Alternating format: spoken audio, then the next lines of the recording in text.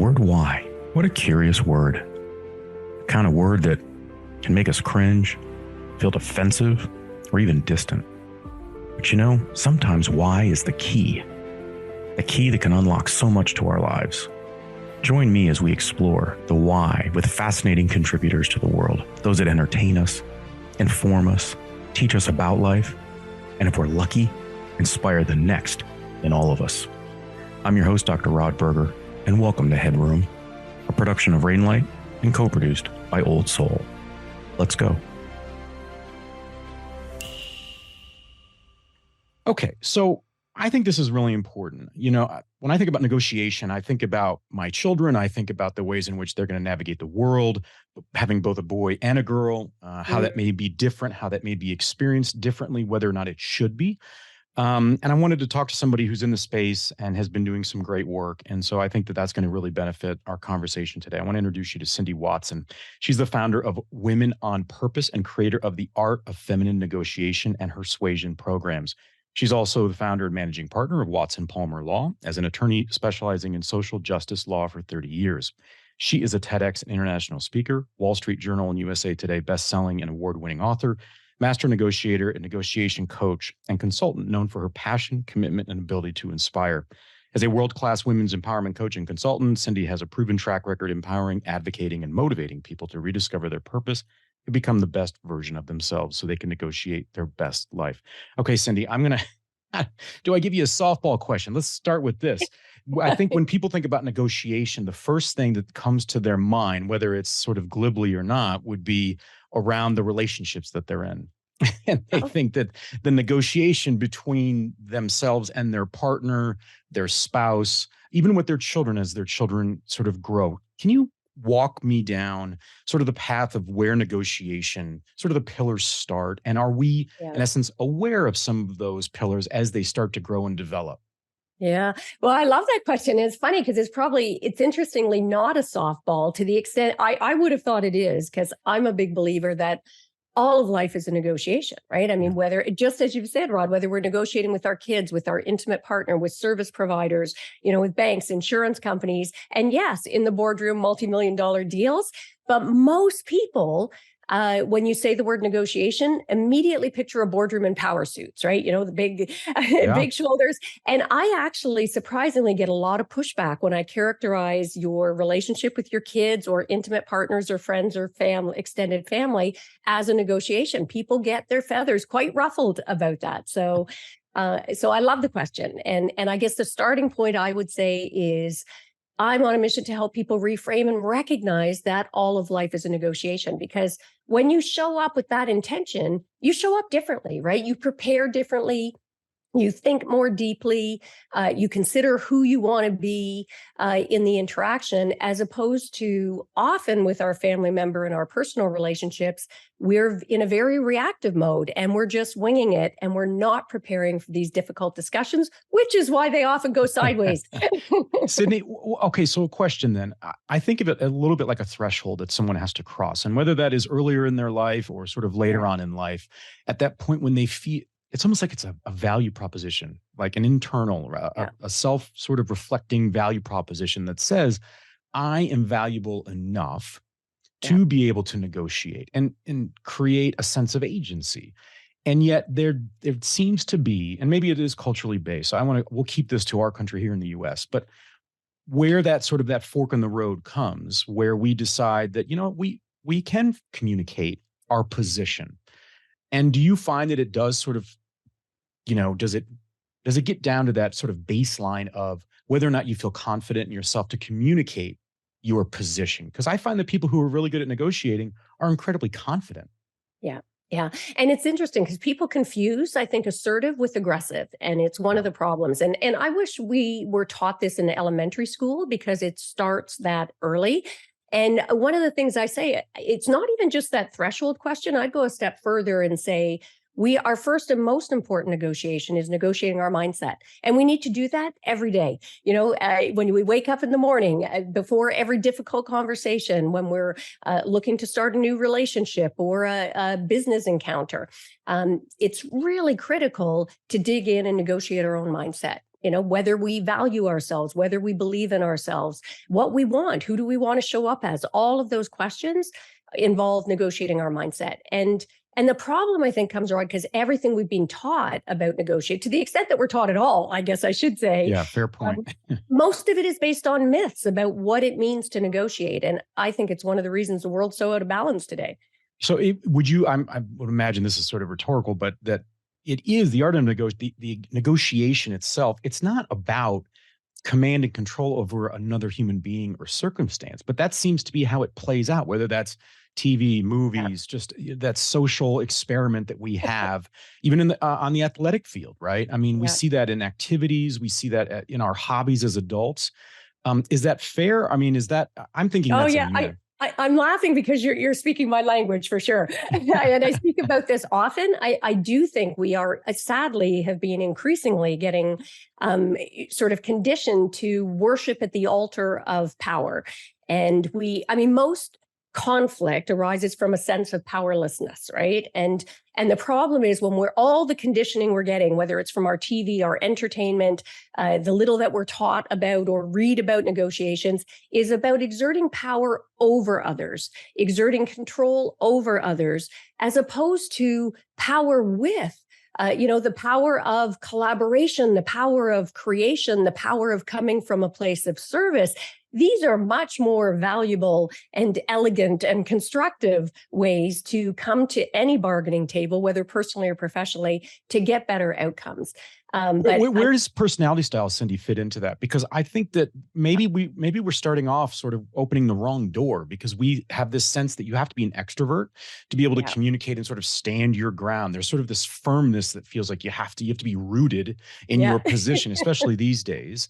But if that was the premise, well, then we'd be wiping out sort of half of the population, just in a rudimentary sense, to say those that are not extroverted. How do we put value on that over someone who is maybe much more poised and calm and cautious and thoughtful about the way in which they communicate with others? Yeah. And I think we have been doing that. And I think it's, again, one of those problems and the reason we're so kicked out of balance, because, and it's ironic, I wrote a piece about introverts, and that introverts actually demonstrate exceptional negotiation skills typically because they tend to be more thoughtful, a little less reactive. They think before they speak. They're much more likely to prepare. They're much more likely to listen, truly listen, which we are terrible at in North America. And as a result of that, are more likely to come up with deeper insights that will lead to more collaborative, better outcomes for everyone.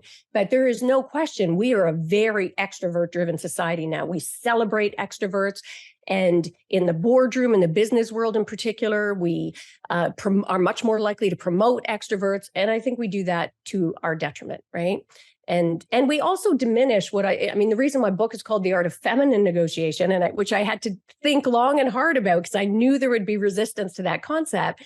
But I'm like, you know what? We need to call it out. I think we are, for the reasons we've been talking about, so conditioned to see those so-called soft skills, which most people see as feminine traits, as a liability. And so what happens when we see something as a liability? Both men and women and all the spaces in between end up stifling it because we see it as a weakness. And my mission is to get everybody, both men and women, regardless, that leave gender aside, let's lean into those so-called soft skills or feminine traits, because that's where the gold is. That's where you're going to get those best outcomes. I'm so glad you brought that up. And we're going to do a deep dive in the feminine element of this and the book.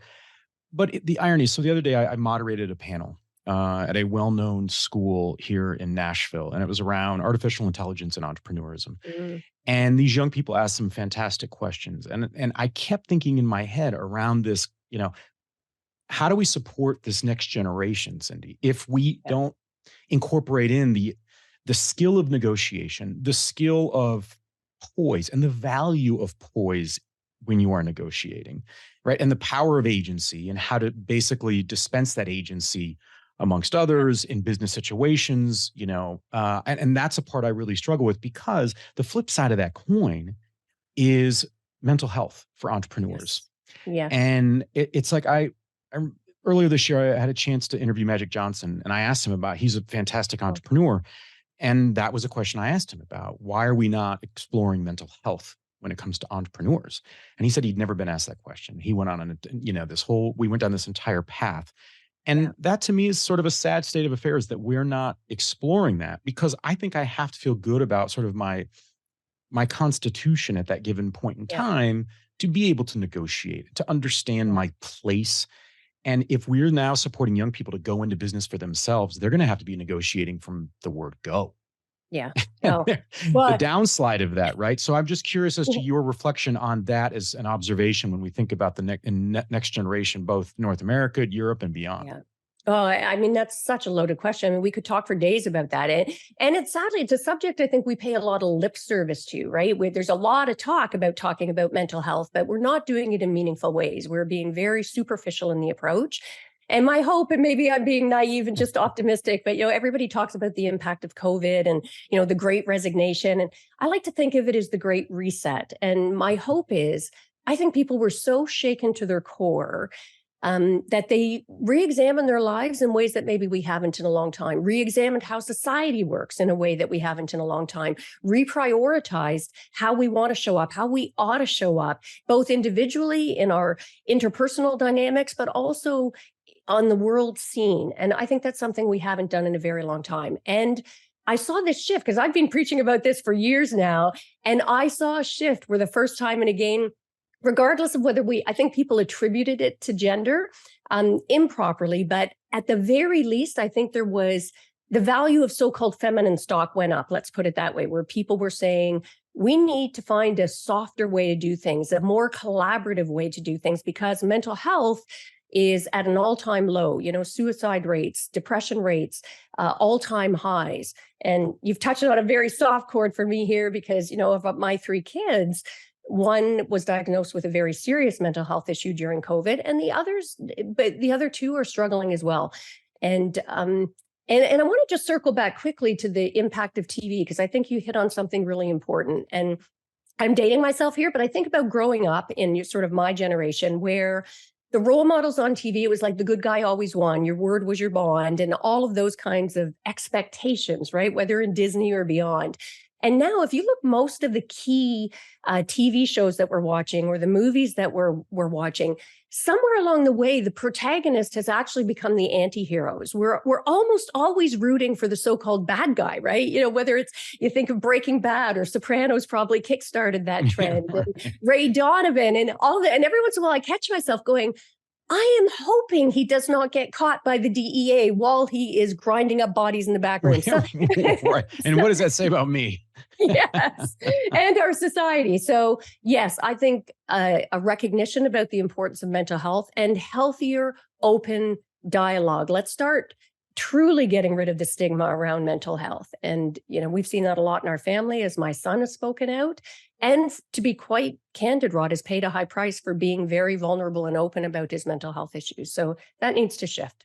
It needs to shift. And I just saw a recent story around the challenge for young men because they've been sort of put into this, this gray area of limbo in not understanding and feeling confident in the way in which they should be interacting with girls and women and those in their community, because they have sort of a natural response that is being stunted. So it is a very complex issue. I want to ask you something, Cindy. This is something that is I've observed for years, and I'm very curious. And I do think that there are some origins here in negotiation. I'd love your perspective on this. When we think about female relationships, whether they are in business or they are at the soccer fields or the swimming pool, I find it interesting that if there's a strong woman that's present, it is almost as if she then has to alter her personality to fit in with the group of women that maybe don't feel as confident in negotiation. And I don't understand this sort of cannibalizing within the female community, but I know there are countless books about it, but it does feel like it's a little bit about that negotiation, because when sort of the women, and I'm making broad statements and I'm doing that hopefully in a respectful manner, but that when they observe or a strong woman enters that group, it's almost like they struggle to know how to negotiate even the friendship, right? That relationship that they might have. And I'm just perplexed, and maybe that's just my male brain. But I want to also know, because I do have a very strong 9-year-old girl. Yeah. and I want to make sure I support her in the ways in which she understands where her personality, how it fits, where, sort of all of those elements. Yeah, these are incredibly insightful questions, I must say, right out of the gate. And you're hitting on some really core points that aren't getting discussed very much, or at least not in healthy ways. Because you're right, and I love the word cannibalize. I mean, I was kind of chuckling to myself because that was a perfect description of what it feels like to be on the receiving end of that often. And I think there are a whole bunch of things at play here. One is a scarcity mindset and being able to switch over to a more abundant mindset. And to be fair to those women who do some of that sort of cannibalizing, because I think we are sadly still seeing some of that. I'm hoping it's shifting. I'm seeing some shifts. But I think part of that comes from, if you look in the scheme of history, it isn't that long ago that women didn't have the right to vote, to hold credit or a property in their own name. We weren't even recognized as persons in the eyes of the law in many jurisdictions. So it's perhaps not a surprise that we have that scarcity mindset, a lot of money baggage, a lot of feeling less than when you're not recognized as a person legally. Of course, there's going to be some consequences to that. And then you layer onto that the kind of conditioning we get, in kindergarten. Young boys, if you think about it, Rod, they get their social status by making themselves larger than life from that very young age. And by contrast, young girls in kindergarten get socially shunned if they try to make themselves too big. So that conditioning starts very early. So that's the backdrop, I guess, to what I'm going to say, which is also that when you come from that scarcity mindset, women will compete with each other because they believe they're competing for very limited space. And then you get women who've been conditioned to play nice, be gentle. And all of a sudden you have this woman who shows up who's self-assured and speaks her mind and is not afraid to sort of take charge and take up space, both physically and emotionally. And we get a lot of pushback from other women. And you'll see this often, not just when women interact, but in boardrooms. I have seen it over and over again in business communities or at parent council. If you have a strong female who speaks up, particularly if she's speaking up to a male, the other women will often prop up the male, the very same male that they'd just been complaining about prior to that, but they will prop up the male because they are uncomfortable seeing a strong female take someone to task. And the last thing I'll say on that needs to change. A lot of experts out there, whether women's empowerment experts, but in particular business coaching experts, and even some negotiation coaches, tell women that they should modify their behavior to be accepted in the business world. And I profoundly disagree with that. I think nothing, in the same way that we were saying about mental health, if we don't start talking openly and vulnerably and honestly about mental health, things will not change. And similarly, if women continue to get coached that they need to modify their behavior and show up as softer, gentler, a little more timid versions of themselves, propping up others around them, then nothing's going to change. So I think, regardless of gender, own who you are, that natural style, whatever that is for you, and lean into those skills that for so long we've been told are a weakness in the business community. And then you layer on top of that, and I'll speak for the US, not Canada, sadly, that we add this layer of sort of there's an either or. And because we're not, I think, supporting negotiation and this interaction of sort of freedom of agency and the development of that without fear of consequence, or is that now we're in a world here where it's either you're on one side of the table or you're on the other side of the table. And so so now the topic is incredibly heavy. And we haven't really supported the growth and development of skills that would allow for a conversation amongst friends where, I have many male relationships where we have very different opinions, whether politically, socially, but we can maintain that friendship. We can even sort of get boisterous about our positions, but it doesn't penetrate into the friendship in a way that says this friendship is at risk.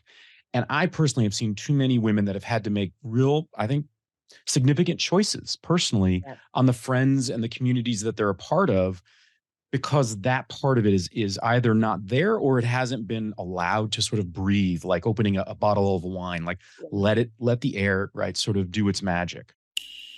HeadRoom is produced by Old Soul, a one-stop marketing agency that understands the power of brand and nuance. Reach out to my guy Matt at Old Soul and supercharge your brand and content strategy. That's Old Soul. Shoot Matt a note at aoldsoul.com. That's AOLDSOUL.com. And now, back to our guest. And I think we're seeing some shifts there. I mean, I alluded to I hope COVID so. earlier, and where, I mean, it's unfortunate how it came about, I think, but I'll take the win, if you will. But you heard a lot of people talking during COVID about how countries that had female leaders, like, you know, New Zealand, Germany, were faring better, and they were attributing it to that gender issue. And I don't know whether that's true or not. And frankly, I don't get into the muck about that. But as I say, I do think for the first time, certainly in my history, that we started looking at those traits, those so-called feminine traits, as being leadership skills. And now we are seeing that sort of ripple over into the business community, into our education systems, where we are starting to value and hold up with value those traits that previously we were really dismissive of. And I think some of it comes back to, like, at its core, the thing that really got me launched on this mission is this idea that we have been conditioned to equate success based on a very competitive model, a model that is typically seen as more masculine. And again, we are moving away from gender attributions. I think that's a good thing.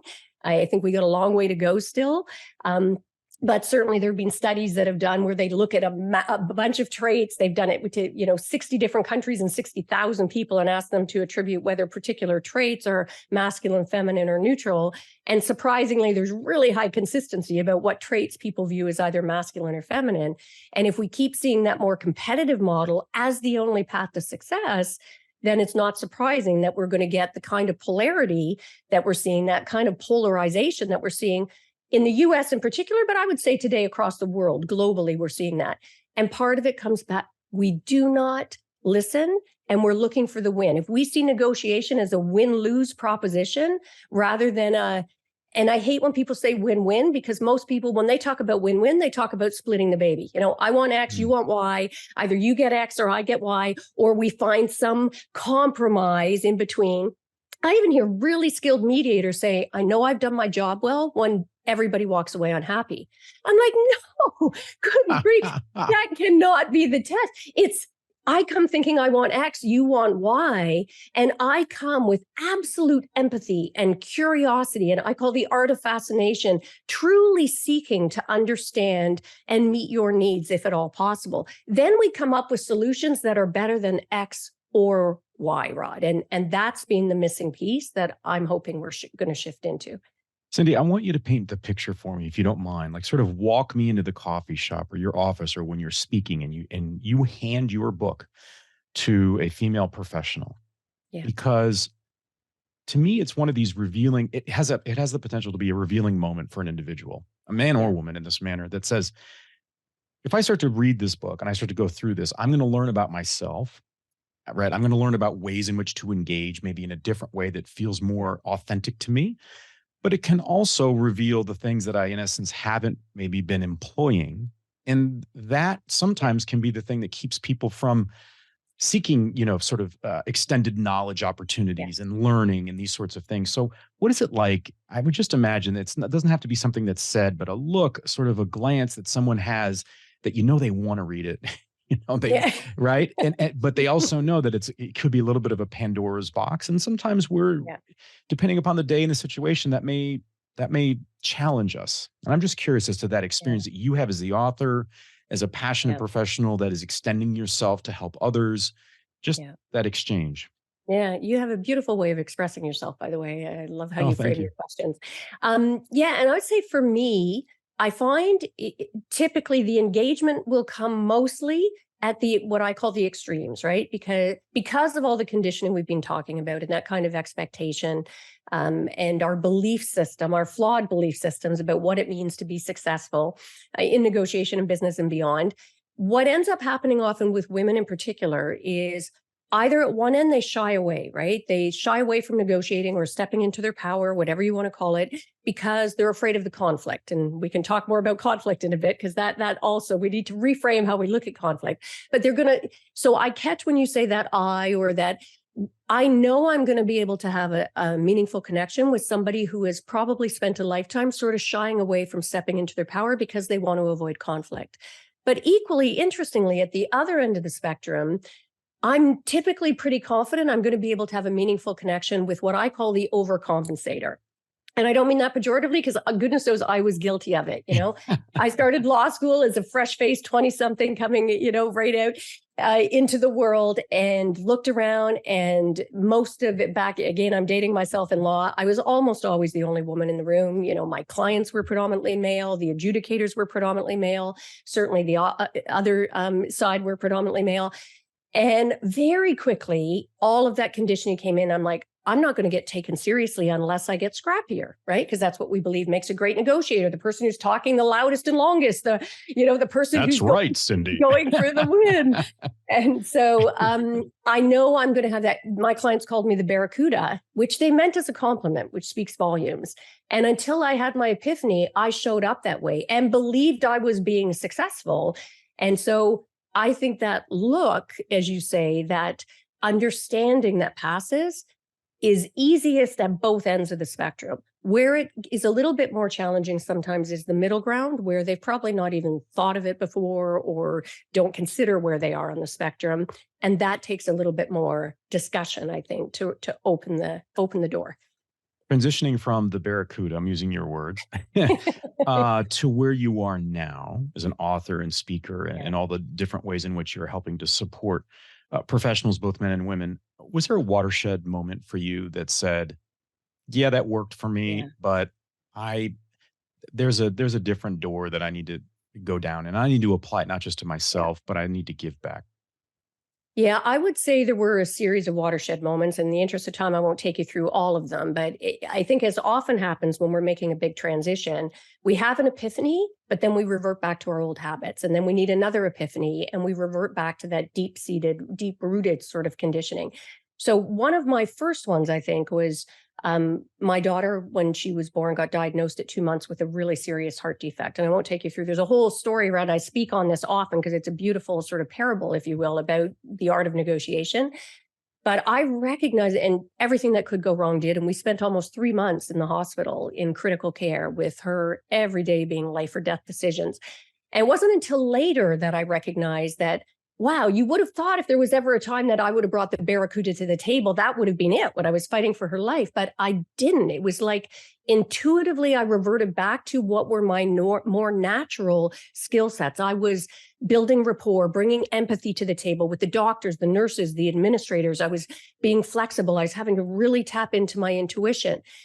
So that epiphany came later. But in the moment, I recognized that I did not like the way my life had become so conflict driven, where everything, the stakes were always appeared to be so high, where everything seemed to be a fight. And I believed it. It was almost to the point where it's a joke, like if you go to a hotel and they don't have your room, hide the children because Cindy's here, right? So so one of the watersheds was that moment. But then there were a series of other ones where it started affecting my professional relationships, then my personal relationships, and ultimately my sense of self. And the actual major transition for me was a very small moment in the scheme of things.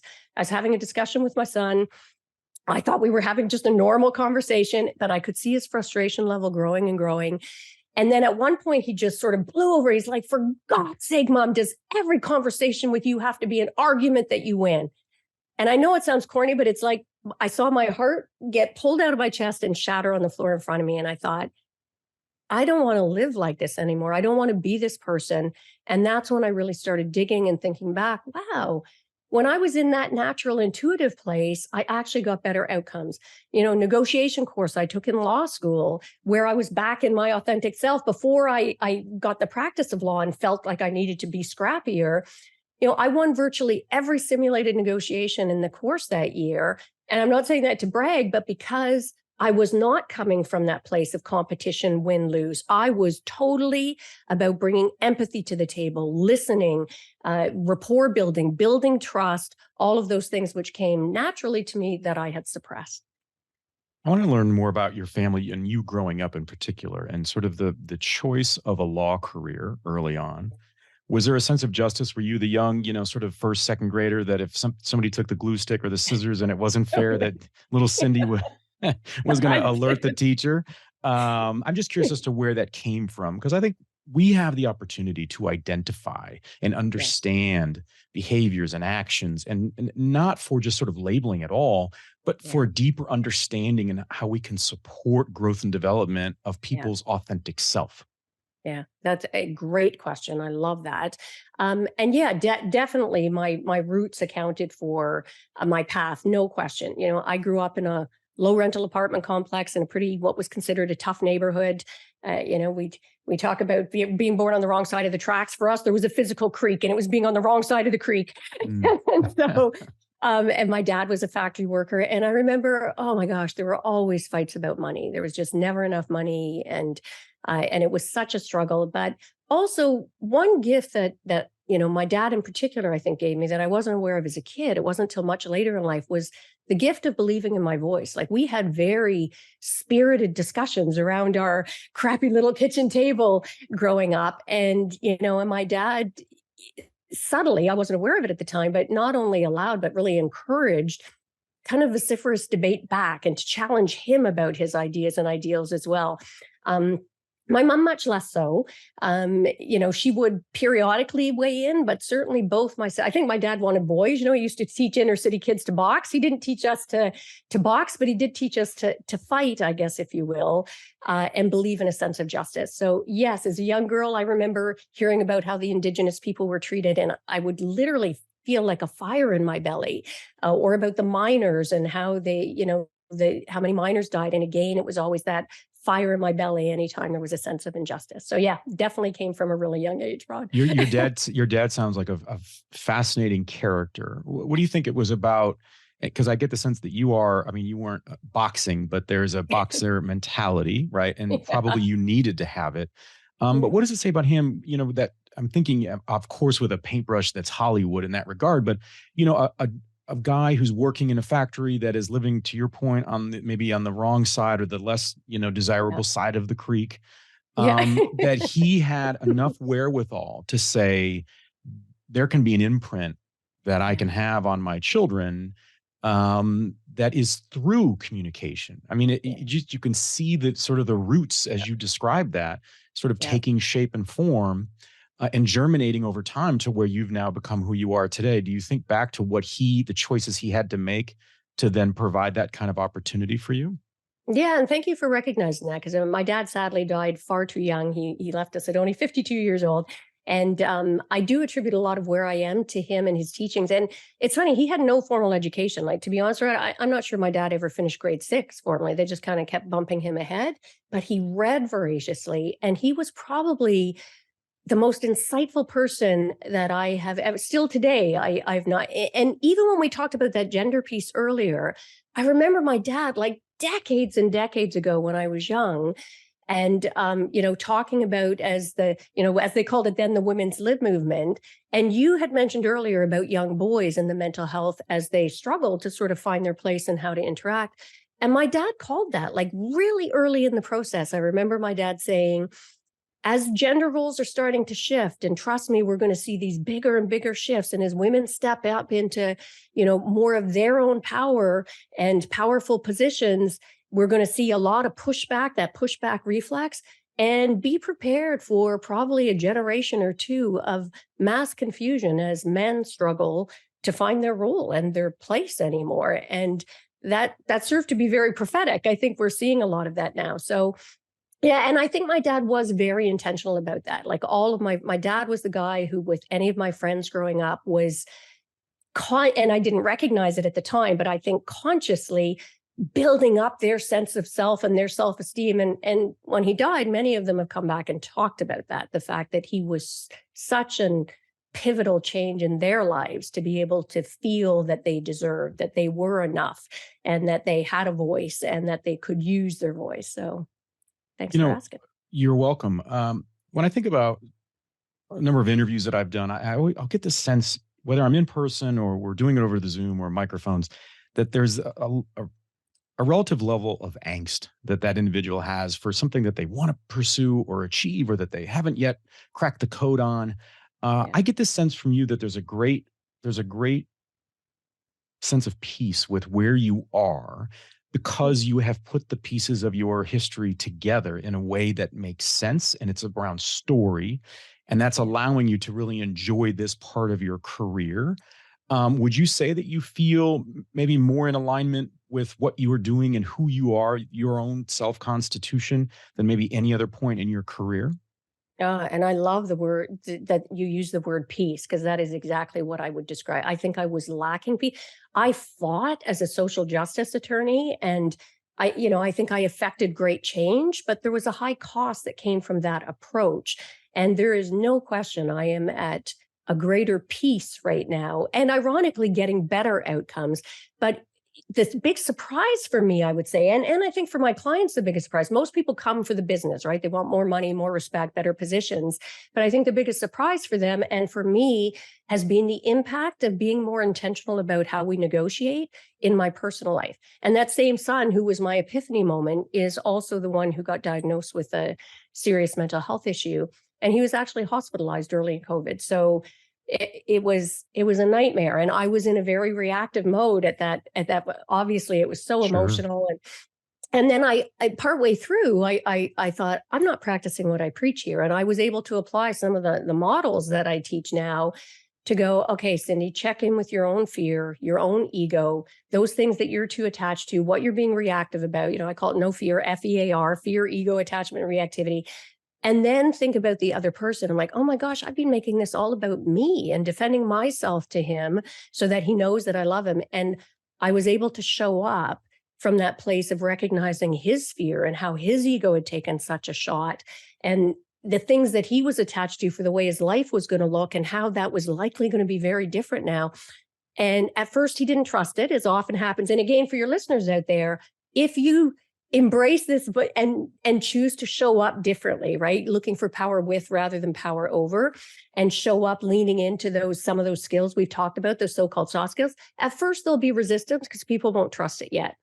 But I got to tell you, Rod, as when I just kept coming from that place of curiosity and empathy and compassion and building that trust with him, his whole body, there was such a physical softening, and it had profoundly changed that relationship. It's changed my relationship with all of my kids, with my intimate partner, with my friends, with everybody in my life. There is definitely more peace, more control, not control over others, but looking for controlling, how do we react? What do I want to experience in this moment? And it's been a beautiful shift. I love what you just said there. It's about it. It's that whole the concept, should say, around negotiation, that we think we know what it means, but really Yeah. it's negotiating with oneself so that we don't walk away from a situation with regret because we didn't communicate our authenticity, Yeah. our needs, right? The value and maybe where Yeah. we are because we're in fear that we're going to be just sort of put down in a very rudimentary Yeah. term that I'm using there. But I want let's I want to close with this, Cindy. I want people to understand sort of who is and I'm saying this, giving you sort of broad strokes here, a broad Yeah. opportunity, because I think it's important around the book. Who should be thinking about the book? Because I think about the book in a way that applies to not just women, not just to a certain age group or professional in a certain setting at all. Because we talked earlier about AI and these sorts of things. Look, the next generation is going to be forced to think about a very different skill set that they're going to have to develop, and it's Yeah. going to have to be within, Yeah. because everything else will be done for us in ways we've never Yes. been able to think about. And so we Yes. better get good at negotiating our own personalities, our own sense of self, in a way that we can operate in really healthy ways so that we can determine the best environment or partner or situation or where we want to live. So Yeah. talk just a little bit as we close, where people can go to learn more about your work, get the book, but also who would be ideal for this book. Yeah, thanks for that. Well, where people can go, I mean, I would refer people to a secret resource for your listeners here. Usually it's only for people who bought the book. Yeah. But if they go to artoffemininenegotiationbook.com, it's actually a package of stuff that I put together for people who bought the book. Right at the beginning of the book, it's like, hey, if you want further resources, there's access to some videos and some ebooks and workbooks that people can work through. So even if they don't get the book, I would definitely encourage people, take advantage of that. Go check out that artoffemininenegotiationbook.com, take advantage of those additional resources. And in answer to who could benefit, I'd mentioned earlier about agonizing over the use of the word feminine, and I also agonized over the use of, or whether I was going to make the book universal or just write the book more for women, talking about some of the conditioning that causes women to be further behind the 8 ball. And I did end up opting for that, but this book would, I believe, benefit everybody. And it's something that I hope, as I say, they start teaching in elementary school, because if you accept that all of life is a negotiation, or you're open to at least the possibility that all of life is a negotiation, who can't benefit from negotiating your mindset more powerfully, taking control back over your life in terms of who you want to show up as, what do you want to experience in every moment, what do you want your relationships to look like? And as you learn, so the book's a nice combination, I think, of looking at some of the conditioning that has led us to where we are for both men and women. We talk about unconscious gender bias, but men also, young boys from a very early age, are put in boxes and expectations labeled on them. So I think if you look at the global conflicts today, the principles that I am hoping to sort of open more discussion on apply, whether it's for you negotiating your own mindset, you negotiating your personal network and relationships, you in your business life, but also literally those same simple concepts will address and redress global conflict if we all open ourselves up to maybe reframing how we think about conflict. See it as an opportunity rather than the kind of dictionary definitions we see. What if we reframe power? What if we reframe what it means to show up as an exceptional negotiator? I think the world will be a different and a better place. Well, I find you to be incredibly powerful, and I mean that in the best sense of the Thank you. word, in a manner that you are allowing the transparency of your life, the good, the bad, the indifferent, right? That you've experienced every emotion in life, and that you're applying that to your work and the way in which you want to communicate to support the growth and development of others. And I think that's very, very important. We live in a terribly synthetic world, and I find you incredibly authentic, and that's very important. You can check out Cindy Watts. You can go to womenonpurpose.ca, or alternatively, artoffemininenegotiation.com. And also you can go to artoffemininegotiationbook.com as well for some of those resources. But Cindy, what a great pleasure. Continued success. And I hope our paths cross again in the future. I'm your host, Dr. Rod Berger. Thanks for taking the plunge into HeadRoom, where we uncover the why behind the what and who impacting our lives. HeadRoom is a production of Rainlight and co-produced by our friends at Old Soul. I'm your host, Dr. Rod Berger, and this is HeadRoom.